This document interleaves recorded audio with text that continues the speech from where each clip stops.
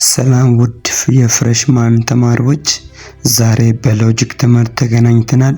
ቻናሉን ሰብስክራይብ በማድረግ እስከ መጨረሻ ተከታተሉ። በፍሬሽማን የትምህርት ጊዜያችሁ ከምትማሩት ትምህርት መካከል ሎጂክ ኤንድ ክሪቲካል ቲንኪንግ ተብሎ የሚታየውን በጣም አጓጊና ደስ የሚለውን ትምህርት እንጀምራለን ማለት ነው። እንግዲህ ይህን ትምህርት አብዛኞቻችሁ እንደምትወዱት ተስፋ አድርጋለሁ። እንግዲህ በዚህ ሎጂክ ኤንድ ክሪቲካል ቲንኪንግ በሚባለው ትምህርት ላይ ከምትማሯቸው ነገሮች መካከል በዋነኝነት የሚጠቀሰው ቻፕተር 1 ላይ ኢንትሮዳክሽን ኦፍ ፊሎሶፊን ትማራላችሁ። ስለ ፍልስፍና የተለያዩ እውቀቶችን ታዳብራላችሁ። ፍልስፍና ምንድነው የሚለውም ትረዳላችሁ። ቻፕተር 2 ላይ ደግሞ ቤዚክ ኮንሴፕት ኦፍ ሎጂክ፣ ስለ ሎጂክ ያለውን ሎጂክ ማለት ስነ አመንኪዮ ሲሆን ስለዚህ ያለውን ነገር ትረዳላችሁ።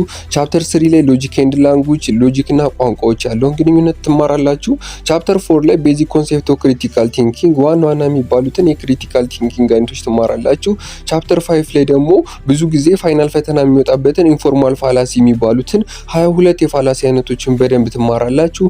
ቻፕተር 6 ላይ ደግሞ ካታጎሪካል ፕሪፖዚሽን የሚባለውን ብዙ ጊዜ ፈተና የማይመጣውን ትምህርት የተወሰነ የሚመጣበት ነው። ግፋቢል አንዱ የሆነ ጥያቄ እሱን ትማራላችሁ ማለት ነው። እንግዲህ በቻፕተር 1 ላይ ኢንትሮዳክሽን ፊሎሶፊን ማለትም ፍልስፍና ምንድነው የሚለውን ነገር ለማየት እንሞክራለን ማለት ነው። ፊሎሶፊ የሚለውን ቃል ከማየታችን በፊት ፊሎሶፊ የሚለው ቃል ከየት መጣ ሲሆን ፊሎሶፊ የሚለው ቃል ፊሎና ሶፊያ ከተባሉ ሁለት የግሪክ ቃላት የመጡ ነው።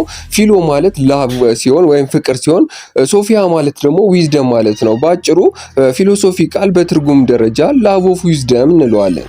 ላቭ ኦፍ ዊዝደም ማለት ደግሞ ጥበብን መሻት ወይም መፈለግ ነው ማለት ነው። ስለዚህ ከላቭ ኦፍ ዊዝደም ጥበብን መሻት ተነስተን ፊሎሶፊን በተወሰነ መልኩ ማብራራት እንችላለን ማለት ነው። እንግዲህ ፊሎሶፊ ማለት ስቴት ኦፍ ቪው ኤንድ ቢሊፍ አባውት ላይፍ ኤንድ ዩኒቨርስ ነው። ፊሎሶፊውን ፍልስፍና የምንለው ነገር ምንድነው? እኛ ዓለምን የምናይበትና ይችን ምድር ህይወትን የምናይበት መንገድ ፍልስፍና እንለዋለን። ሁላችንም በዚች ዓለም ላይ ስንኖር የራሳችን የሆነ ፍልስፍና ወይም አመለካከት አለን። ይሄም ህይወትን የምናይበት ነው። ሁለተኛ ላይ ምን ይለናል? ፕሮሰስ ኦፍ ቢሊፊንግ ክሪቲሳይዚንግ ሞስት ዲፕሊ ኤንድ ኮንሴፕሽን ኦፍ ቢሊፍ ነው። ስለ የሆነ ነገር ያለን ስለ እምነታችን ያለን አመለካከት ሊሆን ይችላል። ራሽናል አቴምፕት ቱ ሉክ አት ዘ ወርልድ አስ ሆል ነው። ይሄ ደግሞ ራሽናል በሆነ መንገድ ዓለምን የምናይበት መንገድ ነው። ሎጂካሊ አናላይዝ ኦፍ ላንጉጅ ኤንድ ክላሲፊኬሽን ኦፍ ሚኒንግ ኦፍ ወርድስ ኤንድ ኮንሴፕት ነው። ሎጂካሊ በሆነ መንገድ ስነ ምክንያታዊ በሆነ መንገድ ነገሮችን ክላሲፋይ የምናደርግበት ትርጉም የምንሰጥበትም ፊሎሶፊ እንለዋለን። እሺ እዚህ ጋር ግሩፕ ኦፍ ፐርናል ኦር ፕሮብሌም ዌር ፊሎሶፈርስ ኦልዌይስ ሃቭ ሶት ቱ አንሰር ነው። ማለት ለተለያዩ ነገሮች ፊሎሶፈሮች የሚሰጡ ምክንያት ነው።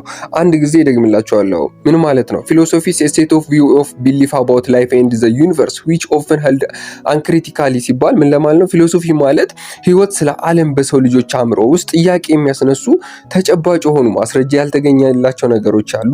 ያንን አመለካከት ወይም ነጸብራቅ ማለት ነው። ለምሳሌ ስለ ህይወት እናነሳ ከሞት በኋላ ህይወት አለ የለም የሚለው ጥያቄ አለ። ገነትና ሲኦል የሚባሉ ነገሮች አሉ የሉ የሚባሉት ነገሮች አስቡት። ገነትና ሲኦል አለ ወይ ብዬ ብጠይቃችሁ ምን ትሉኛላችሁ? አዎ አለ ልትሉ ትችላላችሁ። this is belief ነው። ይሄ እምነታችሁ ነው። ይሄ እምነት ደግሞ ፍልስፍናን የምናስብበት መንገድ ፍልስፍና እንለዋለን። ፈጣሪ አለ ብዬ ብጠይቃችሁ ይሄ የሚታየው ገሃዱ ዓለም ላይ ከየት የመጣ ነው ብዬ ብጠይቃችሁ ወዘተ የመሳሰሉ ጥያቄዎችን ይመልሳል። ስለዚህ ነው ነገሮች ያለን ምልከታ ፊሎሶፊ ይባላል። ስለ ነገሮች የምናስብበት መንገድ ፍልስፍና ብለን እንናገራለን። ታዲያ በእነዚህ ነገሮች እያንዳንዱ ሰው የራሱ የሆነ የግል ምልከታ ይኖረዋል ማለት ነው። አሁን ለምሳሌ ሰምታችሁ እንደሆነ የኔ ፍልስፍና ነው ይላሉ። አንድ ሰው ወጣ ያለ ሐሳብ ካለው ደግሞ አረ እሱ እኮ ፈላስፋ ነው ይባላል አይደለም። የሆነ ለየት ያለ ስናራምድ የተለየ ሐሳብ ስናንቀሳቀስ እሱ ፈላስፋ ነው ይባላል። እንደዚህ ነው ደግሞ ስለ እነዚህ ነገሮች በተሻለ መጠን ምክንያታዊ ሐሳብን ተንተርሶ የሚሰጥ ምልከታ ካለ ስለ እነዚህ ነው ማለት። አሁን ለምሳሌ ሃቪንግ ፊሎሶፊ ወይም ኢንፎርማል ሴንስ ኦፍ ፊሎሶፊ የምንለው ነገር ምንድነው? በሰው ልጆች አእምሮ ውስጥ ጥያቄ የሚያስነሱ ተጨባጭ የሆኑ ማስረጃ ያልተገኘላቸው ጉዳዮች አሉ ወይም እያንዳንዱ የራሱ የሆነ ሐሳብ አለው። ሃቪንግ ፊሎሶፊ በሃይማኖት የግል የሆነ የጋራ ነገር አለው። ከዛ አንጻር ነው ፊሎሶፊን የምንለው ማለት ነው። ዱይንግ ፊሎሶፊ ደግሞ የምንልበት መንገድ ምንድነው? በሰው ልጆች አእምሮ ውስጥ ጥያቄ የሚያስነሱ ተጨባጭ የሆኑ ማስረጃ ያልተገኘላቸው ነገሮች አሉ።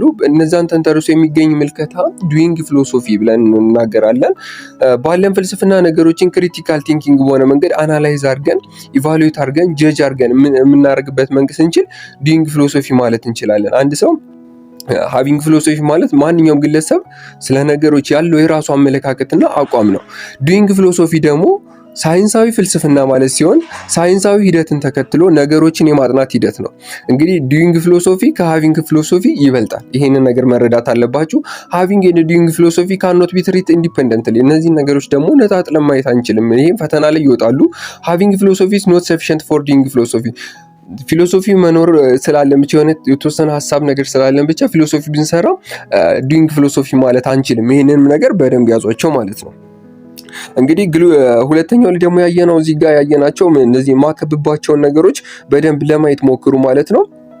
ግሩፕ ኦፍ ፐርናል ፕሮብሌም የምንለው አለ ጋር ግሩፕ ኦፍ ፐርናል ፕሮብሌም ዛት ኢንተረስት ፒፕል ኤንድ ፎር ዊች ፊሎሶፈር ኦልዌይስ ሃቭ ሶት አንሰር። ይሄ ደግሞ ምን ማለት ነው? ፊሎሶፊ የሰው ልጅ ለሚያነሳቸው መሰረታዊ ፍልስፍና ጥያቄዎች ለሚባሉት ለምሳሌ እውነት ምንድነው? እውቀት ምንድነው? ውበት ምንድነው? ከሞት በኋላ ህይወት አለ፣ ላይፍ አፍተር ዴዝ ስለሚባሉት ነገሮች የመሳሰሉት መልስ ተደርጎ የሚገለጽበት ነው። ለምሳሌ ፊሎሶፊ እነዚህን የመሰሉ የሰው መሰረታዊ ጥያቄዎች ምላሽ ለመስጠት በሚደረጉት ጥረት ብዙ ቲዎሪስ እና ሲስተሞችን ተውት አድርጓል። ለምሳሌ ኤክስቴንሽናሊዝም፣ አይዲያሊዝም፣ ሪያሊዝም መውሰድ እንችላለን። እነዚህ እንደ የሰው ልጆችን ጥያቄዎች ለመመለስ የመጡ የተለያዩ የፍልስፍና አይነቶች ናቸው። እነ ሞራል ሲቪክስ ላይ ያሉ ስለ ታውቶሎጂ፣ ኦንቶሎጂ ምናምን የመሳሰሉት አሉ። በደንብ በሰፊው ነው የምናያቸው፣ ግን ዋና ዋና የሚባሉት ጀመረን ስለምናይ ማለት ነው። እዚህ ጋር ሎጂካል አናላይሲስ ኦፍ ላንጉጅ የምንለው በህይወታችን ውስጥ ከምንጠቀምባቸው ሳይንሳዊ ስራዎች ውስጥ የምንጠቀማቸው ቃላትና ተርሞች ምን አይነት ፍቺ ይሰጣሉ የሚለውን እንዲሁም የትርጉም ግርታ እንዳይፈጥሩ ማድረግ ሌላኛው የሎጂክ ዓላማ ነው ማለት ነው። እንግዲህ በስፋት ቻፕተር 3 ላይ ይሄን ነገር የምናየው ማለት ነው። ግን ከዛ በፊት ኮር ኮንሴፕት ኦፍ የምንላቸው ማለት ነው። ኮር ኮንሴፕት ኦፍ ፊሎሶፊ የምንላቸው ዋና ዋና የፊሎሶፊ ወይም የፍልስፍና አይነቶች የምንላቸው አሉ። 4 ናቸው። 4ቱን ደግሞ ከፋፍለን እናያቸዋለን። እንግዲህ ለዩቲዩብ ቻናላችን አዲስ ከሆናችሁ ሰብስክራይብ፣ ላይክ፣ ሼር ማድረግ እንዳትረሱ። ወደ ትምህርቶቹ እንገባለን። ፊሎሶፊ ሃቭ ዲፈረንት ፕራይመሪ ኦር ሰከንደሪ ብራንቾች ሲኖሩት በፕራይመሪ ደረጃ የምናየው ሜታፊዚክስ አለ፣ ኤፒስቲሞሎጂ አለ፣ አክሲዮሎጂ አለ፣ ሎጂክ አለ። እንግዲህ እያንዳንዱን እንደ መግቢያ ያክል እንማራለን። ለዛሬው ደግሞ እስቲ የምንጀምረው በሜታፊዚክስ ነው። ሜታፊዚክስ ምን ማለት ነው ስንል ኢቲሞሎጂካሊ ድራይቭ ፍሮም የሆነው ሜታ ከሚል ሲሆን ሚኒንጉ ደግሞ ቢዮንድ ወይም አፖን ወይም አፍተር ከሚሉ ቃላት ሲሆን ፊዚካ የሚል ደግሞ ሚኒንስ ወይም ፊዚክስ ከሚለው ሊተራሊ ሚን ቲንግ አፍተር ዘ ፊዚክስ ነው ማለት ነው። ስተዲ ዘ አልቲሜት ኔቸር ኦፍ ዘ ሪያሊቲ ነው። ሜታፊዚክስ ምንድነው? ሪያሊቲ ኦር ኤግዚስተንስ ማለት ሲሆን በገሃዱ ዓለም ውስጥ ያሉ ነገሮች መፈጠር፣ መገኘት፣ መኖር ማለት ነው። ሪያሊቲ ኦፍ ኤግዚስተንስ ማለት ሲሆን ለምሳሌ እናንተ የምትማሩበት ክላስ የተፈጠረ የተገኘ ያለ ነው። እንዴት ተፈጠረ? እንዴት ተገኘ? ገጽታው ምን አይነት ነው የምትማሩበት ክላስ ተብላችሁ ብትጠየቁ መልሳችሁ ምን ሊሆን ይችላል? ይሄ ነው ሜታፊዚክስ ማለት። ምናልባት እንዲህ ልንመልስ እንችላለን። ከአሸዋ ከሲሚንቶ ወዘተ ተሰራ፣ 4 ማዕዘን ነው፣ ነጭ ቀለም አለው፣ በውስጡ ብዙ ወንበሮች ሲንግል ወንበሮች አሉ ምናልባት የሚሉት ነው። ከሳይንስ አንጻር ግን መልሱ ሌላ ነው የሚሆነው ማለት ነው። አሁን በሜታፊዚክስ መሰረት በሳይንሳዊ መንገድ ስንመልሰው ይሄ ክላስ የተሰራው ኤሌክትሮን፣ ፕሮቶን፣ ኒውትሮን በአንድ ላይ ሆነው በህግና በስርዓት አተምን ሰሩ። አተም የምንለው ደግሞ በአንድ ላይ ሆነው በህግና በስርዓት ኢሌመንትን ሰሩ። ኢሌመንቶች በአንድ ላይ ሆነው በህግና በስነ ስርዓት ማተርን ሰሩ። እነዚህ ማተሮች በአይን የማይታዩ ቁስ አካል ናቸው።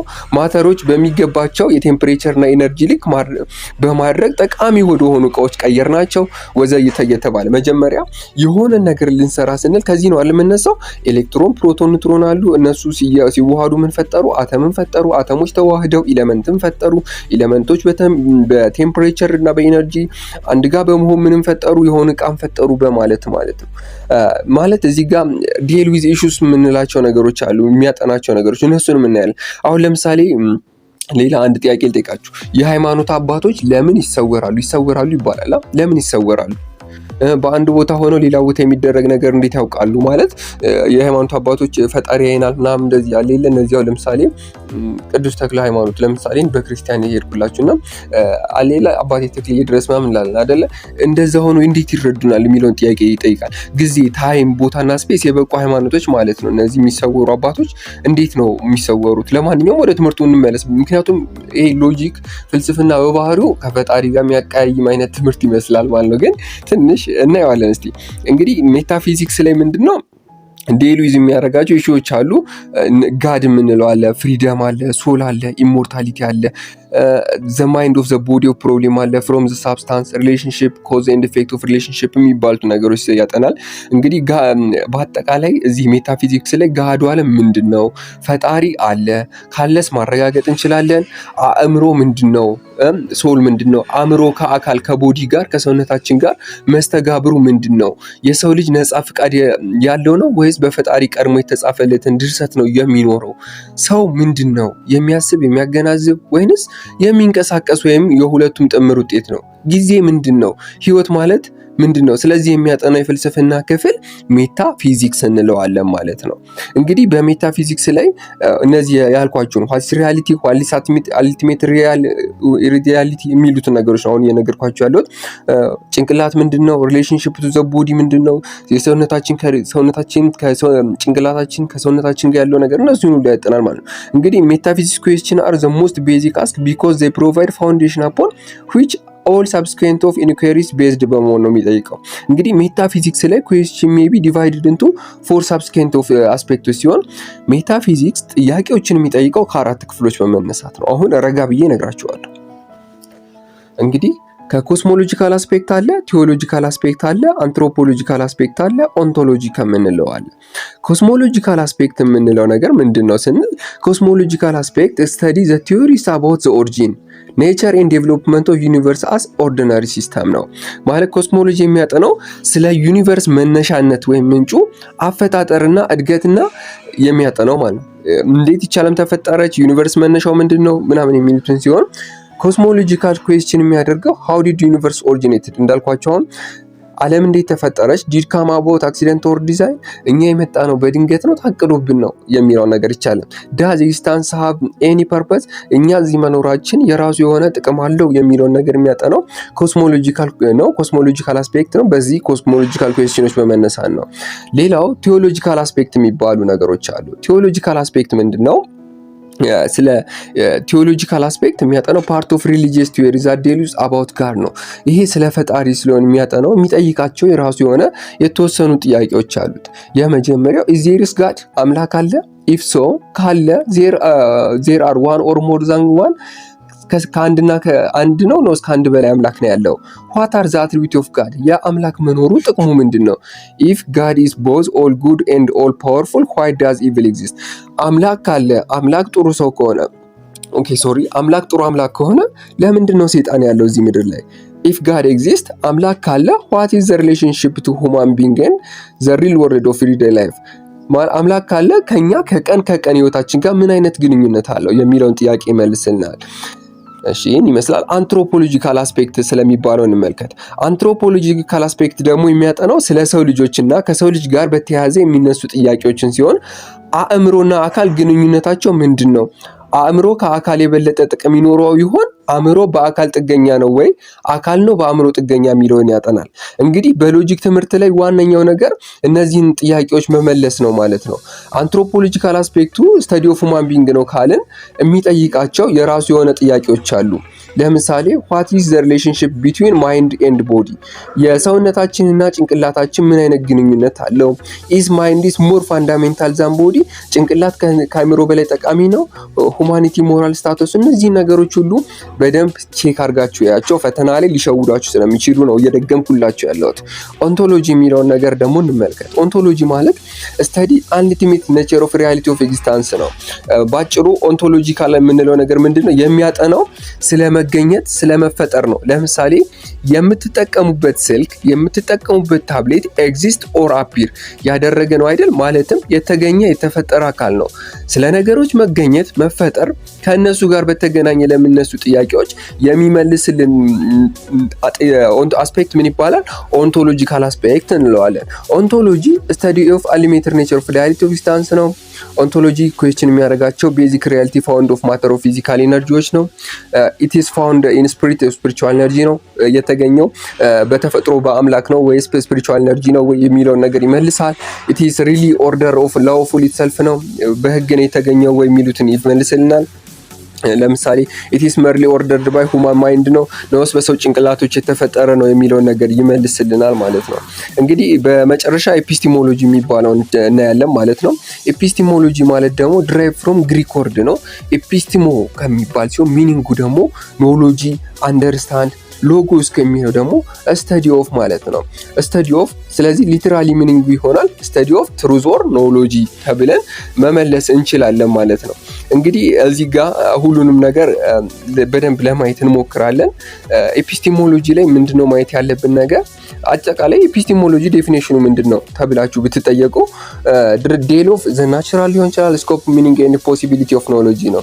ወይንም ኤፒስቲሞሎጂ ዘ አዘር ፊልድ ኦፍ ፊሎሶፊ ዛት ስተዲስ አባውት ኔቸር ስኮፕ ሚኒንግ ኤንድ ፖሲቢሊቲ ኦፍ ኖሎጂ ኢት ዴል ዊዝ ኢሹስ ኦፍ ኖሎጂ ኦፕኒንግ ትሩዝ ፋልሲቲ ሪዝን ኤክስፔሪንስ ኤንድ ፌዝ ነው ማለት። ኤፒስቲሞሎጂ ይቺን ነገር ያዙልኝ በእናታችሁ ፈተና ላይ ትመጣለች። ኤፒስቲሞሎጂ ኦልሶ ሪፈር ቱ አዝ ዘ ቲዮሪ ኦፍ ኖሎጂ ነው። ኤፒስቲሞሎጂ ሪፈር የሚያደርገው ቲዮሪ ኦፍ ኖሎጂ ነው። ፈተና ላይ ብዙ ጊዜ ትሩ ፎልስ ላይ ያመጧታል። ሳምታይምስ ኖሎጂ ኦር ቱሪዝም ሊሆን የሚችልበት ቻንስ አለ፣ ግን ኖሎጂ ሲሆን ነው ብዙ ጊዜ ቱር የሚሆነው። ስለ እውቀት አፈጣጠር በአጠቃላይ ኤፒስቲሞሎጂ ማለት ስተዲ ኦፍ ኖሎጂ ኢንቮልቭ ስሪ ሜን ካይንዶች ነው። ዘ ሶርስ ኦፍ ኖሎጂ ስለ እውቀት ምንጭና፣ ዋይ ቱ ኖሎጂ የመማሪያ መንገዶች፣ ኔቸር ኦፍ ኖሎጂ የእውቀትን ዋይ ማለት ባህሪ ምን አይነት ነው፣ እውቀት ምን አይነት ባህሪ ያለው፣ ዘ ቫሊዲ ኦፍ ኖሎጂ የሚሉት ነገሮች ያያል። ባጭሩ ስለ እውቀት፣ ስለ አፈጣጠር ግኝት፣ ስለ እውቀት ምንነት፣ ስለ እውቀት ስፋት ወይም ጥልቀት፣ ስለ እውቀት የመፈጠር የመከሰት የመገኘት እድል የሚያጠና እንዲሁም ደግሞ ከእውቀት ጋር ስለተያያዙ ጉዳዮች፣ የግል አመለካከቶች፣ ስለ እውነታዎች፣ ስለ ሐሰት፣ ስለ ምክንያታዊነት፣ ስለ ልምድ፣ ስለ እምነት በአጠቃላይ የተዘረዘሩትን ሁሉ የሚያጠና የፍልስፍና ክፍል ኤፒስቲሞሎጂ እንለዋለን ማለት ነው። ምናልባት ይሄ ሎጂክ ትምህርት ያልገባችሁ ተማሪዎች ካላችሁ ከታች በማስቀምጥላችሁ የቴሌግራም አድራሻዬ በመሄድ ሎጂክ ትምህርት አልገባኝም ብላችሁ ቻፕተር 1 እስከ ቻፕተር 3 አካባቢ በጋራ የምንማርበትን የራሱን ቦታ አመቻችላችኋለሁ ቴሌግራም ላይ። በቴሌግራም ሊንኩን በነፃ ልክላችኋለሁ ማለት ነው። ነገር ግን ሰብስክራይብ እና ላይክ አድርጋችሁ ስክሪንሾት አድርጋችሁ አያይዛችሁ ብትልኩልኝ ደግሞ ደስ ይለኛል። እሺ፣ ሌላው ዋት ኢዝ ኖሎጂ የሚል ጥያቄ ሊጠይቃችሁ ይችላል። ማለት ኮስችኖች አሉ አብዛኛውን ኤፒስቲሞሎጂ የሚጠይቃቸው ዋት ኢዝ ኖሎጂ እውቀት ምንድን ነው? ዋት ዳዝ ኢት ሚን ኖ ማወቅ ማለት ምን ማለት ነው? ዋት ኢዝ ዘ ሶርስ ኦፍ ኖሎጂ ኤክስፔሪንስ ሪዝን ኦር ቦዝ እውቀት በልምድ የሚገኝ ነው፣ በዳሰሳ የሚገኝ ነው፣ በምክንያታዊ ፍለጋ የሚገኝ ነው። ሃው ካን ዊ ሹር ዛት ዘ ዊ ፕሪሲቭ ስሮ አወር ሴንስ ኢዝ ኮሬክት ማለት ይሄ ደግሞ በስሜት ህዋሶቻችን የምንረዳው የምንገነዘበው ነገር ትክክል ስለመሆኑ እንዴት እርግጠኛ መሆን እንችላለን? ዋት ሜክ ኖሎጂ ዲፈር ፍሮም ቢሊፍ ኤንድ ኦፒኒየን እውቀትን ከግል አመለካከትና ከእምነት እንዲለይ የሚያደርገው ነገር ምንድን ነው? ዋት ሜክ ትሩዝ ኤንድ ሃው ካን ዊ ኖ ዘ ስቴትመንት ትሩ እውነት ምንድን ነው? አንድ ነገር እውነት መሆኑን እንዴት ማወቅ እንችላለን? ይሄ እኛ እውነት ነው ያልነው ነገር እውነት መሆኑን እንዴት ማወቅ እንችላለን? እነዚህ ነገሮች ካን ዊ ሴንስ ኤክስፔሪንስ ሪሊ ሄልፕ ቱ ኖው ቲንግስ ቢዮንድ አወር ፐርሴፕሽን ዊዛውት አሲስታንስ ኦፍ አወር ሪዝኒንግ አቢሊቲ ልንረዳቸው ልንገነዘባቸው ከምንችለው በላይ የሆኑ ነገሮች ያለ ምክንያታዊ ዳሰሳ በስሜት ህዋሳችን ብቻ ማወቅ መገንዘብ እንችላለን። ዋት ሪሌሽንሺፕ ኤንድ ዲፈረንስ ቢትዊን ፌዝ ኤንድ ሪዝን የሚለውን ነገር ከነዚህ አለ በእምነትና በምክንያታዊ መካከል ያለው ዝምድና ልዩነት ፈጣሪን የምታመልኩት በምክንያት ነው ወይስ አሜን ብላችሁ አምናችሁ ተቀብላችሁ ነው? ከላይ የተዘረዘሩትን የሚያጠናው ፍልስፍና ክፍል ኤፒስቲሞሎጂ ይባላል ማለት ነው። እነዚህ ነገሮች ያያል ማለት ነው። እንግዲህ ኤፒስቲሞሎጂ መሰረታዊ ጉዳይ ስለሆኑ ነገሮች ለማግኘት ፍለጋ ያደርጋል። ከፍለጋዎቹ መካከል እውነትን ማወቅ ይቻላል የሚለውን ፍለጋ። ታዲያ በዚህ ጉዳይ ላይ ስኬፕቲዝም የተባለ ቲዮሪ መጥቷል። እነዚህ ስኬፕቲዝም የተባለ ቲዮሪ ደግሞ ምንድነው? መጠራጠር ወይም ማወላወል ሲሆን ስኬፕቲዝም ኢዝ ኤ ናሮ ሴንስ ኦፍ ፖዚሽን ኦፍ ክሌሚንግ ነው ዛትስ ቢንግ አባውት ካኖት አኩዌር ሪሌብል ኖሎጂ ኤንድ ዛት ኤኒ ሰርች ፍሮም ትሩዝ ኢዝ ቬን ነው። ልክ እንደ ደም ስር ሲሆን ስኬፕቲዝም ማለት ባጭሩ መጠራጠር ሲሆን ይሄን ተጠራጣሪ መንፈስ ወይም ስኬፕቲሲዝም የሚባለው ሰዎች ሊታመን የሚችል አስተማማኝ እውቀት ማግኘት አይችሉም። ትክክለኛና የተረጋገጠ እውቀት ሊኖራቸው አይችልም። ምክንያቱም በአንድ ወቅት እውነት የነበረ በሌላ ዘመን ውሸት ወይም ዲስፕሩቭ ሊደረግ ይችላል በሚለው ተፈርቶ እነዚህን ከዚህ ጋር የምታዩቸውም ማለት ነው እነዚህ ጋር የዘረዘርኩላችሁን ኢምፔሪያሊዝም፣ ራሽናሊዝም፣ ኢንቱዊሽን፣ ሪቪሌሽን፣ አውቶሪቲ የመሳሰሉት መጥቷል። እንግዲህ ቀለል አድርጌ በምሳሌ ልንገራችሁ። ይሄ ስኬፕቲዝም ስለሚባለው ነገር በድሮ ዘመን መሬት ጠፍጣፋ ናት የሚባል እውቀት ነበረ። ከነ ፊዚክስ ጆሃንስ ኬፕለር መምጣት በኋላ ደግሞ መሬት ክብ ናት የሚል እውቀት ተመሰረተ። በዚህ መሬት ጠፍጣፋ ናት የሚባለው አሁን አለ ዲስፕሩቭ ተደርጎ መሬት ደግሞ ሉል መሳይ ቅርጽ ክብ ናት ወደሚለው ተደርጓል። ወደፊት ይህም ነገር ዲስፕሩቭ ሊደረግ ይችላል። ስለዚህ ስኬፕቲዝም ገለጻ አስተማማኝና ዘላቂ እውቀት ማግኘት አይቻልም ይላል ማለት ነው። ስኬፕቲዝም በባህሪው ጉም መዝገን ነው ይለናል። እንደዚህ አስተማማኝ እውቀት አገኛለሁ ብሎ ማሰብ። ስለዚህ እውቀት ማለት አማካኝነትን ፍለጋ ለማግኘት የሚደረግ ማንኛውም ግብዝነት ወይም ከንቱ ድካም ነው ይላል ማለት ነው። ስኬፕቲዝም እንግዲህ የአየር ትንበያ ለምሳሌ 100% ማመን ይቻላል? አይቻልም። እውቀት ከአየር ትንበያ ልክ እንደ አየር ትንበያ ነው ያላልኩም፣ ምክንያቱም ስኬፕቲዝም ነው ያለው ይሄን ነገር ማለት ነው። እንግዲህ ከነዚህ ውስጥ ኤፒስቲሞሎጂ ማለት ስለ እውቀትና ከእውቀት ጋር የተያዙ ነገሮችን የሚያጠና ፍልስፍና ክፍል ነው ብለናል። እውቀት ከምን ጋር ነው የሚገናኘው ካለን እውቀት ምንጩ ምንድን ነው ለሚለው ጥያቄ ኤፒስቲሞሎጂ የተባለው የፍልስፍና ክፍል የራሱ የሆነ ማብራሪያ ምልከታ አስቀምጧል። በእነዚህም መሰረት 5 ዋና ዋና እውቀት የሚገኝባቸው ዘዴዎች ወይም የእውቀት ምንጮች አሉ ተብለናል። ከእነዚህም ውስጥ ኢምፔሪያሊዝም፣ ራሽናሊዝም፣ ኢንቱዊሽን እና ሪቪሌሽን፣ አውቶሪቲ የሚባሉ ነገሮች አሉ። እነዚህ ነገሮች በአጭር ናቸው፣ ለማየት እንሞክራለን። እንግዲህ ኢምፔሪያሊዝም የሚለው ምንድነው? እውቀት የሚገኘው በስሜት ሕዋሳችን አማካኝነት ነው። በዚህም እውቀት የተገነባው የተሻለ ለሚመጣው የሰው ልጆች በነገሮች ላይ በቂ ልምድ እያካበቱ ሲሄዱ ነው። ማለትም በስሜት ሕዋሳችን የመረዳት አቅማችን እያደገና እየሰፋ ሲመጣ ሲሆን፣ ኢምፔሪያሊዝም በአጭሩ ሴንስ ኤክስፔሪያንስ ይባላል። ሴንስ ማድረግ ነው ኤክስፔሪያንሱ ማለት ነው። ለምሳሌ እዚህ ጋር ኢምፔሪያሊዝም ላይ አንድ ምሳሌ ይሰጣቸዋለሁ። የራሱ የሆነ ዊክነስ እና እንትን አለው። ሴንሰሪ ኖሎጂስ ኢሚዲየት ኤንድ ዩኒቨርሳል መሆናቸው ደግሞ ኢምፔሪያሊዝምን ለየት ያደርገዋል። ዊክነሱ ምንድን መሰላችሁ? ዳታ ኦብቴንድ ፍሮም ሁማን ሴንሲስ ኢንኮምፕሌት ኦር አንዲፔንደብል ነው። ፋቲጌ፣ ፍራስትራክሽን ኤንድ ኢሉዥን ሜይ ቢ ዲስቶርት ኤንድ ሊሚት ሴንሰሪ ፐርሴፕሽን ነው። ለምሳሌ አንድ ነገር ልንገራችሁ እዚህ ጋር ምሳሌ ማለት ነው። ለምሳሌ አንድ ሰው በፀሐይ ወራት ማለት ነው ልክ መስከረም አካባቢ ከቤት ወጥቶ ወክ እያደረገ ነው። ያ ሰው የመልክዓ ምድሩን ውበት ሲያይ፣ የአዕዋፋቱን ዝማሬ ሲሰማ፣ ፀሐይን እያየ እየሞቀ ለስለስ ያለ ሙዚቃ ወይም ዝማሬ ሲሰማ፣ ሲያጣጥም፣ የአበቦቹ ፍካት ሲያይ፣ ጥሩ መዓዛቸውን ሲያሸት ኦኬ አሁን ወቅቱ ጸደይ ነው ብሎ ያውቃል ማለት ነው። ስለዚህ በማየቱ፣ በማሽተቱ፣ በመስማቱ ወይም የስሜት ሕዋሶቹን በመጠቀም አማካኝነት ጸደይ መሆኑን አወቀ። ኢምፔሪያሊዝምም ከዚህ ጋር ነው። ኖሎጂ አፒር ቢልት ኢንቱ ዘ ቬሪ ኔቸር ኦፍ ሁማን ኤክስፔሪያንስ ኦር ሴንስ ኤክስፔሪያንስ ነው የሚለው ለዚህ ነው። ዜር ኢዝ ኢናውዲብል ኤንድ ኢንቪዚብል ቲንግስ ዛት ካን ኖት ቢ አይደንቲፋይድ ባይ ሴንስ ነው። ይሄ ደግሞ እንደ ድክመቱ ነው። ግን እዚህ ጋር ዊክነስ አለው ማለት ነው። ዊክነሱ ምንድን ነው? የሰው ልጅ ስሜት ሕዋሶቹ የተሟሉ ወይም ፍጹማዊ ወይም አስተማማኝ አይደሉም። ማንኛውም ነገር ሴንስ አያደርጉም። በዚህ ምክንያት የተዛባ እውቀትን ሊያስከትሉ ይችላሉ። ለምሳሌ አንድ ቀጥ ያለ እንጨት ውሃ ውስጥ ብንከተውና የታጠፈ ምስል ብናይ ማለት ነው፣ በአይናችን የሚታየው ነገር ቀጥ ያለ ወይም ትክክለኛ ምስሉ ከዚህ የተዛባ እውቀት ሊኖረን ማለት ነው። ማለት ውሃ ውስጥ ስለከተት ነው የተጣመመ ምስል ስላየን የእንጨት የተጣመመ ነው ብንል አያችሁ አይደለ? ስኬፕቲዝምም ከኢምፔሪያሊዝምም ልክ እንደዚሁ ነው። ሴንሳችን አኩሬት አይደለም። ሲደክመ ምን ሲለ ምናምን ድካም፣ ብስጭት፣ ህመም እንዲሁም የስሜት ሕዋሳችን በመገደብ የተዛባ መረጃን ያስከትላል ማለት ነው። አሁን ለምሳሌ እየሄዳችሁ የተራመዳችሁ አሟችሁ ከሆነ ምንም ነገር ደስ አይሰጣችሁም። አካባቢያችሁ ላይ ያለው ነገር አትረዱትም። ከዛ አንጻር ነው። ከዚህ የተጠቀሱ ምክንያቶች አሉ። እነዚህን ዊክነሶቹን ያዙ። አድቫንቴጁ ደግሞ መኒ ሴንሰር ኤክስፔሪንሳር ኦፕን ቦዝ ሪፕሊኬሽን ፐብሊክ ኤግዛሚኔሽን ነው። ይሄም ነገር በፐብሊክ ኤግዛሚኔሽን እና በሪፕሊኬሽን ሲደጋገም ጥሩ ነው። ማለትም ኤግዛሚኔሽኖችን ማግኘት እንችላለን ማለት ነው እንደ አድቫንቴጅ። ሌላው ራሽናሊዝም የሚባል ነገር አለ ማለት ነው። ራሽናሊዝም ማለት ደግሞ ዘ ሰከንድ ኢምፖርታንት ሶርስ ኦፍ ሁማን ኖሎጂ ኦፍ ሪዝን ሲሆን፣ ራሽናሊዝም ሶርስ ኦፍ ኖሎጂ የእውቀት ምንጭ ሲሆን፣ ኢምፋሳይዝ የሚያደርገው ካፓቢሊቲ ኦፍ ሁማን ፓወር ነው። ካፓቢሊቲ ኦፍ ሁማን ፓወርን፣ ቶትን፣ ማይንድን የመሳሰሉትን ነው። ሁማን አር ካፓብል ቱ አራይቪንግ ኢንተርፈረንት ኖሎጂ ኢንዲፔንደንት ኦፍ ሴንሰር ኤክስፔሪንስ ነው። ሴንስ አሎኒ ካኖት ፕሮቫይድ ኮንስታንት የሆነ ዩኒቨርሳል ቫሊድ ጀጅመንት ነው። ሴንሳችን ስሜታችን ብቻ ዩኒቨርሳል የሆነ ቫሊድ ጀጅመንት ሊሰጠን አይችልም። ዳታ ኦብቴን ስሮ ሴንሳር ሮ ማቴሪያል ኖሎጂ ነው። ፒፕል ሃቭ ቱ ፓወር ነው አነሰሰሪ ቫሪየስ ትሩዝስ አባውት ዘ ዩኒቨርስ ዛት ሴንስ አሎኒ ካኖት ቢገቢ ይለናል ማለት ነው። ምን ማለት ነው? ራሽናሊዝም ምን ማለት ነው የሚለውን ነገር ልንገራችሁ። የሰው ልጅ ባጭሩ ራሽናሊዝም የሚለው የሰው ልጅ በስሜት ሕዋሶቹ አማካኝነት የሚገኘው እውቀት ዓለም አቀፋዊና የተረጋገጠ አይደለም። ስለዚህ ሳይንሳዊ ሂደቶችን በማከናወን ማረጋገጥና ዓለም አቀፋዊ መሆኑን ማስጠበቅ ያስፈልጋል። ይህም ደግሞ የሚሆነው በራሽናል ጀጅመንት ነው። ነገር ግን በስሜት ሕዋሶቻችን የምናገኛቸው ነገሮች ለእውቀት እንደ ግብዓት እንጠቀምባቸዋለን ማለት ነው። ይሄኛው ራሽናሊዝም ይሄን ይመስላል። ራሽናሊዝም ዘ ሶርስ ኦፍ ኖሎጂ የምትለዋን እዚች ጋር ትይዙልኛላችሁ። ወደ ቀጣዩ እንሂድና ቀጣይ ላይ ኢንቱዊሽን የሚባል ነገር አለ። ኢንቱዊሽን ማለት ውስጥ ሀሳብ ሲሆን ኢንቱዊሽን ዳይሬክት አፕሪሲዬሽን ኦር ግራስፒንግ ኦፍ ኖሌጅ ነው። ይሄ እውቀትን በቀጥታ የምናገኝበት መንገድ ሲሆን ዋና ኖት ድራይቭድ ፍሮም ሪዝኒንግ ኦር ሴንስ ፐርሴፕሽን ነው። ከሪዝኒንግ ከምክንያታዊነት ወይም ከስሜት ሕዋሶቻችን አይመነጭም።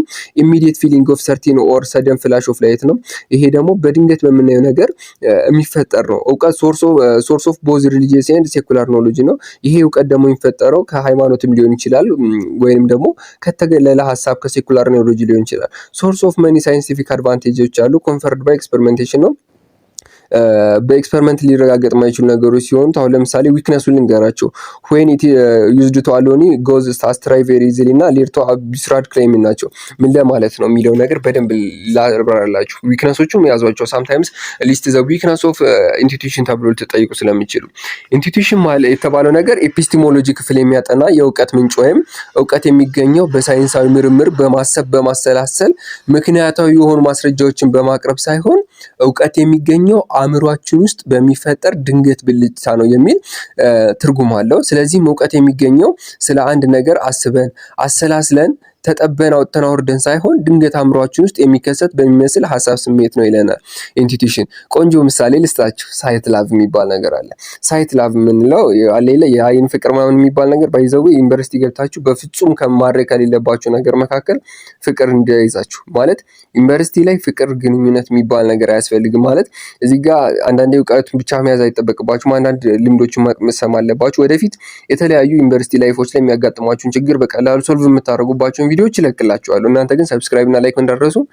እንግዲህ ፍቅር የሚባል ነገር ከዓላማችሁ ሊያዘናጋችሁ አይገባም። ፍቅር የሚባል ነገር መድከም የለባችሁም። ዋነኛ ቅድሚያ ልትሰጡት የሚገባ የራሳችሁ የሆነ ዓላማ ሊኖራችሁ ይገባል። እሱን እነግራችኋለሁ። እንግዲህ ወደ ምሳሌው ስንገባ እንግዲህ አንድ ወንድ አንድ ሴት ከዚህ በፊት አይቷት አያውቅም አይደለ? ኢንቱዊሽን ላይ ነው ምሳሌ እየሰጧችሁ ያሉት። ምንም ነገር ወዲያው እንዲህ አንዴ ቢወዳት ሳይት ላቭ ይባላል። ከዛ የወደደ አሁን ልክ እንዳያ ከወደዳት የወደዳት አስቦበት አቅዶበት አይደለም፣ ድንገት አእምሮ ውስጥ ብልጭ ባለ ስሜት ነው። ታዲያ ኢንቱዊሽን የሚለውም እውቀት የሚገኘው ድንገት አእምሯችን ውስጥ ብልጭ በሚሉ ሀሳቦች፣ ስሜቶች ነው። ልክ እንደ ሳይት ላቭ ነው የሚታሰበው ሳይታቀድበት። ሌላ ምሳሌ ልስጣችሁ ከዚህ የተሻለ ፍቅር ብዙም እንደዚህ ስለ ፍቅር ምሳሌ መስጠት ደስ አይልም። ኪችን ውስጥ አሁን ለምሳሌ ወጥ ለመስራት ብለሽ ሽንኩርት እያቆላላሽ ነው፣ ለሴቶች ነው ይሄኛው። ስልክሽ ደግሞ መኝታ ክፍልሽ ተቀምጧል እና እያቆላላሽ እያለ የሆነ ሰው ደወለልሽ፣ ወደ መኝታ ክፍልሽ አመራሽ። ከዛ ከሰውየው ጋር እያወራሽ እየተጀናጀሽ እያለ በድንገት ሽንኩርቱ ሊያር እንደሚችል ትዝ ብሎሽ ሮጠሽ ወደ ኪችን ሄድሽ። ስትሄጂ ሽንኩርቱ አሯል። ስለዚህ ይህ ከድርጊትሽ እንረዳው ነገር ሽንኩርቱ ማረሩን ያወቅሽው ጥናት ወይም ምርምር አካሄደሽ ሳይሆን አስበሽበት ወይም አቅደሽበት አይደለም። ነገር ግን አእምሮሽ ውስጥ ድንገት በመጣ ሀሳብ ነው የሽንኩርቱ ማረር እውቀት ያገኘሽው። ስለዚህ በኢንቱዊሽን ነው ይባላል። ነገር ግን ሽንኩርቱ ማረሩን ያወቅሽው ሽታው ሸቶሽ የሽንኩርቱ ማረር ያወቅሽው ማሽተት አፍንጫሽ በሚለው በአፍንጫሽ በስሜትሽ ከሆነ ይሄ ኢምፔሪያሊዝም ላይ ሽታው ሸቶሽ ከሆነ ሽንኩርቱን ያወቅሽው ኢምፔሪያሊዝም ነው እንጂ ኢንስቲትዩሽን አይደለም። ኢምፔሪያሊዝም የሚለው ነገር ቅድምዬ እንደነገርኳችሁ ምንድነው ቢውልቲን በስሜታችን ሴንስ ኤክስፔሪንስ የምንለው ነገር ነው። ስለዚህ ይሄ ኢምፔሪያሊዝም ነው። ሳይሸትሽ ግን ደንገት ሰደንሊ ካወቅሽው ይሄኛው ምን እንደዋለ ኢንቱዊሽን እንለዋለን ማለት ነው። እንግዲህ በርካታ ሳይንሳዊ ግኝቶች የመነጩት በኤክስፐሪመንት የተረጋገጡ የኢንቱዊሽን እውቀት ነው። አንድ ጥሩ ምሳሌ የፊዚክስ ተማሪ የሆነው አርኪሜዲስ አለ። ኢንቱዊሽን የሚሐሳብ የምንለው ላይ ማለት ነው። ምሳሌ የምሰጣችሁ በደንብ እንድትረዱኝ ነው። የፊዚክስ ተማሪ አርኪሜዲስ ፕሪንሲፕል የማያውቀው የለም። ሁላችሁም ይህንን አርኪሜዲስ የሚባል ታውቁታላችሁ። በተለይ ፊዚክስ ተማሪ ከሆናችሁ አርኪሜዲስ ፕሪንሲፕል የሚለው አንድ ውሃ ውስጥ በያዘ ባሊ ውስጥ ብናስገባው አንድ ዕቃ የተወሰነ ውሃ ከፈሰሰ የውሃው ይዘት ቮሊዩም ከፈሰሰው ውሃ ይዘት ቮሊዩም ጋር እኩል ነው ይለናል። በዓለማችን ላይ የተለያዩ ሙከራዎች መስክ የዋለ ቢሆንም የፊዚክስ ሳይንሳዊ ጥናት ነው ይሄ ሙከራ። ታዲያ አርኪሜዲስ ይህን ሳይንሳዊ ግኝት እውቀት ያገኘው ሳይንሳዊ ምርምርን አካሄዱ አስቡበት አይደለም። በአንድ ወቅት በመዋኛ ገንዳ ውስጥ የሚገኘው ጊዜ ውስጥ ሲታጠብ ውሃው ፈሰሰ። ከዛ ታዲያ ይሄንን አእምሮ ውስጥ ብልጭ ያለውን ሀሳብ ኤክስፐሪመንት በመስራት ወደ ፊዚክስ ሳይንሳዊ መቀየሩ ሳይንሳዊ እውቀት አገኘ። በዚህም ድንገት የመጡልን ሀሳቦች ወይም ኢንቱዊሽን የምንላቸው በኤክስፐሪመንት በመደገፍ ሳይንሳዊ ግንኙነት ማድረግ ይጠቅሙናል። ብዙ ሳይንሳዊ የተገኙትም በዚህ መንገድ ነው ማለት ነው። እንግዲህ ኢንቱዊሽን ደካማ ጎንም አለው። እነዚህ ዊክነስ የምንላቸው አሁን የነገርኳችሁ፣ እሱም በኤክስፐሪመንት ተደግፎ ትክክለኝነቱ ካልተረጋገጠ በድንገት አእምሯችን ውስጥ ብልጭ የሚሉ እውቀቶች ማግኘት፣ ሀሳቦችና ስሜቶች ብቻቸውን ራሳቸውን ችለው አስተማማኝነታቸው የተረጋገጠ የሚባል እውቀት ሊሆኑ አይችሉም። ስለዚህ በድንገት አእምሯችን ውስጥ የሚፈለጉ ሀሳቦችና ግኝቶች ሳይንሳዊ ሂደት በመከተል ኤክስፐሪመንት በመስራት ትክክለኝነታቸውን ማረጋገጥ ያስፈልጋል ማለት ነው። ከዛ ሪቪሌሽን የሚባለውን ነገር ነው ያለን። ሪቪሌሽን ይህን ክርስትና ላይ ምናምን ከጴንጤዎች ምናምን ይህን ነገር ትረዱታላችሁ። ሪቪሌሽን ማለት ፕራይመሪ ሶርስ ኦፍ ኖሎጂ ኦፍ ኤኒ ሪሊጂየስ ነው። በሃይማኖት ውስጥ የመጀመሪያውን ነገር የምናገኝበት ሲሆን ፕሪ ፕሮሰስ ኦፍ ትራንስደሶ ሱፐርናቹራል ሪያሊቲ ነው። ወደ ሱፐርናቹራል ሪያሊቲ ላይ ያለ ሲሆን ዩዝድ ቱ ኦሚኒሰንት ኦፍ ሶርስ ኦፍ ኢንፎርሜሽን ነው። ይህም ኦሚኒሰንት የሆነውን ኢንፎርሜሽን የምናገኝበት ነው። ምን ለማለት ነው? ሪቪሌሽን ማለት ራእይ ወይም ህልም ሲሆን በመጽሐፍ ቅዱስና በቅዱስ ቁርአን ላይ ራእይ፣ ትንቢት ብዙ ነገር ተብሏል። በቁርአንም አለ በመጽሐፍ ቅዱስም አለ። ስለዚህ ኤፒስቲሞሎጂ የተባለው የፍልስፍና ክፍል ራእይ አንዱ የእውቀት ማግኛ ምንጭ ነው ይለናል ማለት በኤፒስቲሞሎጂ። በራእይ በሪቪሌሽን አማካኝነት የሚገኝ እውቀት ደግሞ የተገለጠ እውቀት ሪቪሌሽን ኖሎጂ እንለዋለን። እዚህ ጋር ምን ይለናል? የተገለጠ እውቀት በሃይማኖት ዘርፍ ላይ አሁን ትልቅ ቦታ የሚሰጠው ጉዳይ ነው። ለምሳሌ ከሌሎች የእውቀት ምንጮች ሁሉ ይለያል። ምክንያቱም በራእይ የሚገኝ እውቀት በሳይንሳዊ ምርምር ምክንያታዊ ማስረጃዎችና ሂደቶች በማቅረብ የስሜት ህዋሶቻችንን በመጠቀም አይደለም። ይልቁንም ራእይ ከተፈጥሮ በላይ የሆነ ነው የምናቅደው ነገር። በተለይ በሃይማኖት ላይ ራእይ በጣም ትልቅ ቦታ የሚሰጠው ነው። በተፈጥሮ ስርዓት ሰብሮ የመግባት ወይም ከተፈጥሯዊ ስራው በላይ የመሆን አቅም ስላለው ነው። ለምሳሌ የዮሐንስ ራእይ የተጻፈው ከ1000 ዓመታት በፊት ነው። ከ1000 ዓመታት በፊት የተገለጠው ይህ እውቀት አሁን እየተደረገ ስላለውና ወደፊት ስለሚደረገው ነገር በግልጽ አስቀምጦልናል ማለት ነው። ብዙ ነገሮች ስለ ዓለም ፍጻሜ፣ ስለ ዓለም ላይ ስለሚፈጠሩ ነገሮች ከ1000 ዓመት በፊት ተጽፏል ማለት ነው። ይህም የተገለጠው እውቀት የሰው ልጆች ከሚያስበው የተፈጥሯዊ ስራ በላይ ነው ማለት ነው። ሌላው እዚህ ጋር ኖ ዋን ሶርስ ኢንፎርሜሽን እዚህ ጋር ሊሚቴሽኖች አሉት፣ የራሱ የሆነ ገደቦች አሉት። ደካማ ጎን አለው። ደካማ ጎን ኖሎጂ ካን ቢ ዲስቶርትድ ስሮ ታይም ነው። እውቀት ከጊዜ ወደ ጊዜ ዲስቶርትድ ይሆናል፣ ይሻሻላል፣ የሆነ የመበረዝ ነገር ይታይበታል። አክሴፕትድ ኤንድ ፌዝ ኤንድ ካኖት ቢ ፕሮቭ ዲስፕሩቭ ኢምፔሪያሊ ነው ማለት በሰው ልጅ ትርጓሜ አማካኝነት ራእይ የተገለጠ እውቀት መጣመም፣ መዛባት ሊያጋጥመው ይችላል። በተለይ ደግሞ በአሁኑ ሰዓት በኦርቶዶክስ እና በፕሮቴስታንት እና በካቶሊክ እምነቶች መካከል ያለው ልዩነት እንዲፈጠር የሆነው በዛ ነው። አሁን ለምሳሌ እንደ መጽሐፍ ቅዱስ ላይ ሮሜ ምዕራፍ 8 ከገጽ 34 ጀምሮ ያለውን አንብቡት ማለት ነው። እስቲ ምናልባት ክርስትና ሃይማኖት ላይ እነዚህ የተለያዩ አሁን ክርስትና ሃይማኖት ላይ ኦርቶዶክስ የሚባል አለ፣ ጴንጤ ወይም ፕሮቴስታንት ምንላል። በካቶሊክ መካከል ላይ የእምነት ችግር እንዲፈጠር ያደረገው ዲስቶርሽን ነው፣ ሪቪሌሽን። ይሄ በራእይ የተገለጡ እውቀቶችን የመረዳት ዲስቶርሽን ነው ማለት ነው።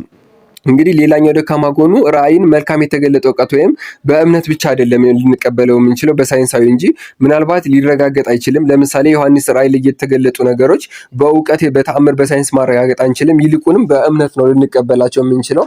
በመጽሐፍ ቅዱስ ያሉ ነገሮችን በእምነት ልንቀበላቸው ራእዮችን እንችላለን እንጂ በሳይንሳዊ ግኝት ማረጋገጥ አለመቻላችን ሪቪሌሽን ወይም ራእይን እንደ ደካማ ጎን አድርገን እንወስደዋለን ማለት ነው። ይሄንን ሪቪሌሽን ላይ ይሄን ያህል ካልኳችሁ ይበቃል። አክሲዮሎጂ እንመለከታለን። አክሲዮሎጂ ወይም ስልጣን የምንለው ነገር አለ።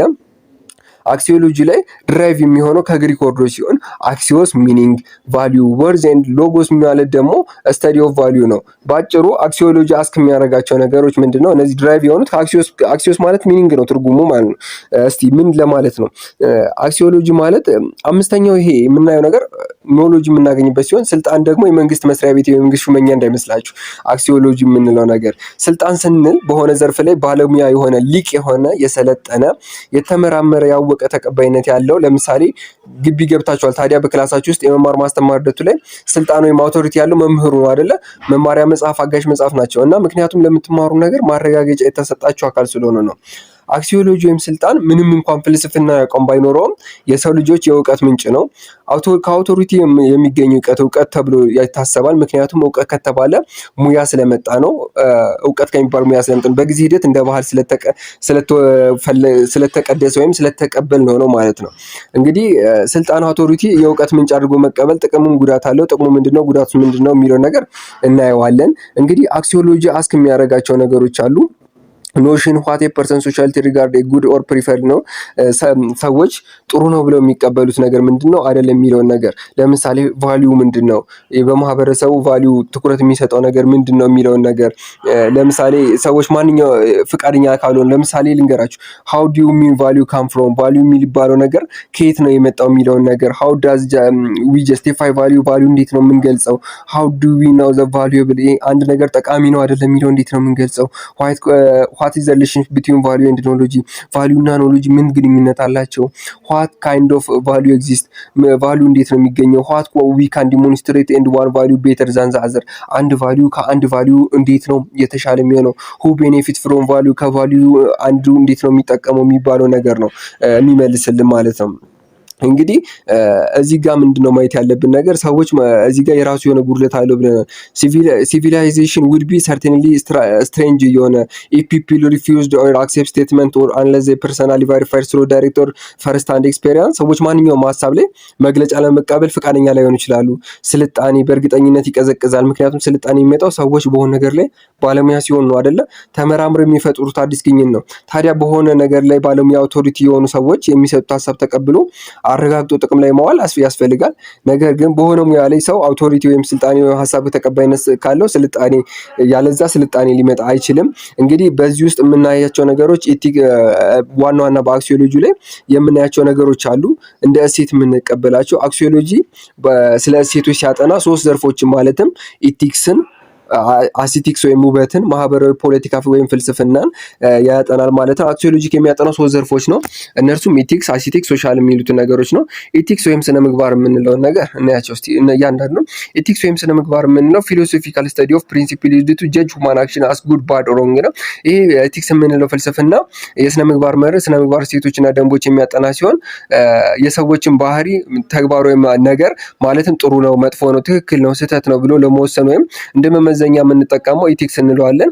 በኢቲክስ ላይ ደግሞ በሲቪክስ ትምህርታችሁ ላይ እንቀጣይ ትማሩታላችሁ።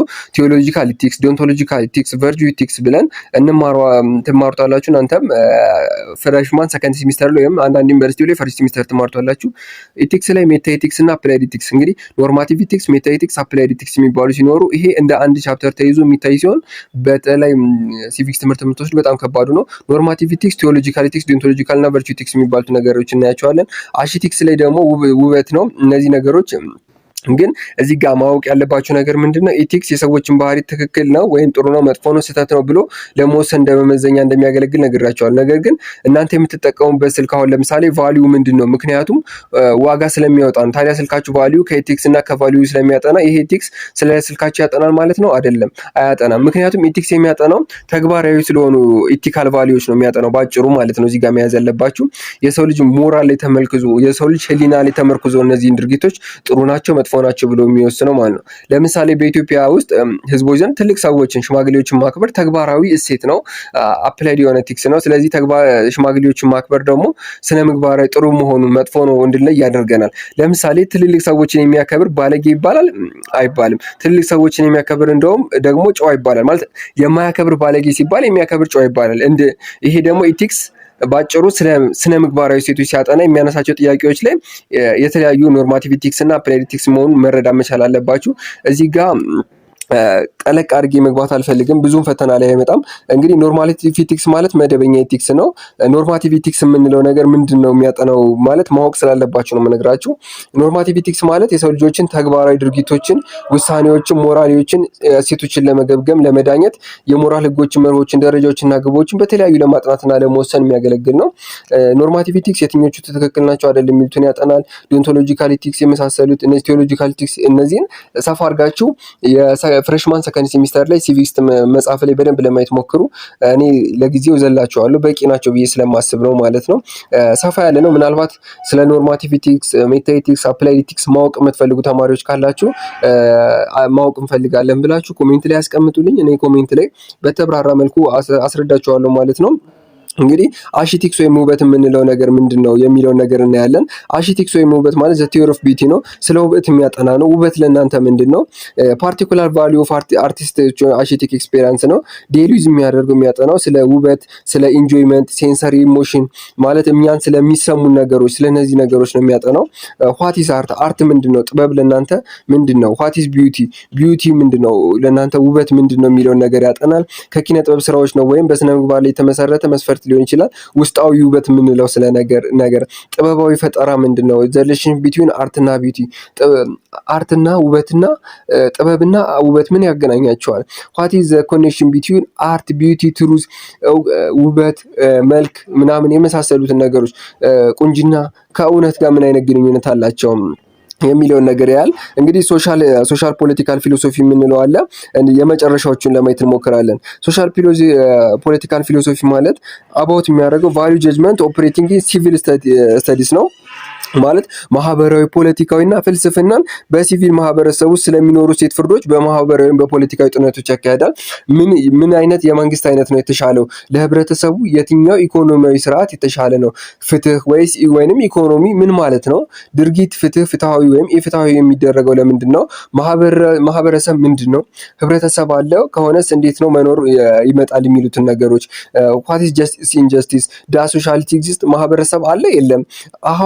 ከአርዊል ሲቪል ኤንድ ሙቭመንት ካም ፍሮም ኤግዚስት ነው ማለት ሶሻል ገቨርንመንት መንግስት ከየት መጣ? አርዊ ኦብሊጌትድ ቱ ኦቤ ኦል ኦፍ ዘ ስቴት ማለት እኛ እነዚህ የመንግስት ዓላማ ምንድን ነው ወዘተ እነዚህን የመሳሰሉትን ነገሮች ያጠናል። ፐርፐስ ኦፍ ገቨርንመንት መንግስት መኖሩ ጥቅሙ ምንድን ነው የሚሉትን ነገሮች ያጠናል። እንግዲህ ኢምፖርታንስ ኦፍ የምንለውን ነገር ስናይ ደግሞ ኢምፖርታንስ ኦፍ ለርኒንግ ፊሎሶፊ የሚለውን ነገር ስናይ ፊሎሶፊን ወይም ፍልስፍና መማራችን ምን አይነት ጥቅም ያስገኘናል የሚለውን ነገር እናነሳለን ማለት ነው። እንግዲህ ፊሎሶፊ ማለት ቅድም እንደነገርኳችሁ ከመጨረሴ በፊት በደንብ ልንገራችሁ። እዚህ ጋር ጥቅሞቹ ምንድነው? ኢንተሌክቹዋል ቢሄቪየር ኢንዲፔንደንስ ማለት በአስተሳሰባችን ምጡቅ እንድንሆን፣ በባህሪያችን ጥገኛ እንዳንሆን፣ ሪፍሌክቲቭ ኤንድ ሰልፍ አዌርነስ እኛ ሀሳባችንን መግለጽ የምንችል እንድንሆን፣ ሰልፍ አዌርነስ እንድንሆን፣ ፍሌክሲብል እንድንሆን፣ ሀሳባችን በአንድ ቦታ ዘፈቀደ የሚሄድ ሳይሆን ፍሌክሲብል እንዲሆን፣ ቶለራንስ እንዲሆን፣ ከሰዎች ጋር መቻቻል እንድንሆን፣ ኦፕን ማይንድነስ የሰዎችን ሀሳብ በቀላሉ መረዳት የምንችል ክፍት አይምሮ እንዲኖረን፣ ክሬቲቭ ኤንድ ክሪቲካል ቲንኪንግ እንድንሆን ያስችለናል። ኮንሴፕቹዋላይዝድ ኤንድ ዌል ቶት ኤንድ ቫልዩ ሲስተም እንድንሆን ሄልፕ አስ ቱ ዲል ዊዝ አነሰሰሪ ኦፍ ሊቪንግ አኗኗራችን ሁሉ እንዲስተካከል ያደርጋል። እንግዲህ ፍልስፍና ማለት ፊሎስና ቅድም እንደነገርኳችሁ መጀመሪያ ላይ ምንድነው ፍልስፍና ከግሪክ ቃል የመጣ ነው። አብዛኛው ቃሎች ከግሪክ ቃል እንደመምጣታቸው ፍልስፍናም እንደዚህ ነው። ፊሎ ማለት ላቭ፣ ሶፊያ ማለት ዊዝደም ነው። ፊሎሶፊ ማለት ቃል በቃል ትርጉሙ ላቭ ኦፍ ዊዝደም ወይም በአማርኛ ጥበብን መሻት ወይም መፈለግ ነው ብለናል ማለት ነው። እንግዲህ ጥበብን መሻት የራሱ የሆነ ጥቅም እንዳለው እነዚህን ጥቅሞች ፍሌክሲቢሊቲ፣ ቶለራንስ፣ ኦፕን ማይንድነስ፣ ኢንተሌክቹዋል ቢሄቪየር፣ ሪፍሌክሲቭ ሰልፍ አዌርነስ የመሳሰሉት እንደ ጠቀሜታዎች እናያቸዋለን ማለት ነው። እንግዲህ በቀጣይ ቻፕተር ላይ ፍልስፍና የተለያዩ ነገሮች አሉት ተያይዞ ቤዚክ ኮንሴፕት ኦፍ ሎጂክ የምንለውን ነገር ለማየት እንሞክራለን። ቀጣይ ቻፕተር ላይ ይሄንን ሊንክ ነክታችሁ ከታች ዲስክሪፕሽን ላይ ያስቀመጥኩላችሁ ሊንክ ወይንም ይሄንን ዲስክሪፕሽን ላይ ያለውን ቪዲዮ በማየት ማግኘት ትችላላችሁ ማለት ነው። በቀጣይ እንግዲህ ሰፋ አድርገን ለማየት እንሞክራለን። በጣም ሳላበዛው ምናልባት የተጠቀምኳቸውን ኖቶች ኮሜንት ላይ ላስቀምጥላችሁ እችላለሁ። እናንተም ኮሜንት ላይ በመግባት ማየት ማንበብ ትችላላችሁ። እንግዲህ በቀጣይ እስከምንገናኝ መልካም ጊዜ መልካም ቆይታ ይሁንላችሁ።